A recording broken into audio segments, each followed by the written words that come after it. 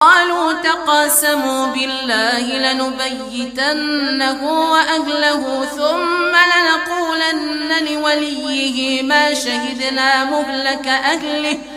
ثم لنقولن لوليه ما شهدنا مهلك أهله وإنا لصادقون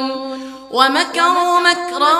ومكرنا مكرا وهم لا يشعرون فانظر كيف كان عاقبة مكرهم إنا دمرناهم وقومهم أجمعين فتلك بيوتهم خاوية بما ظلموا إن في ذلك لآية لقوم يعلمون وأنجينا الذين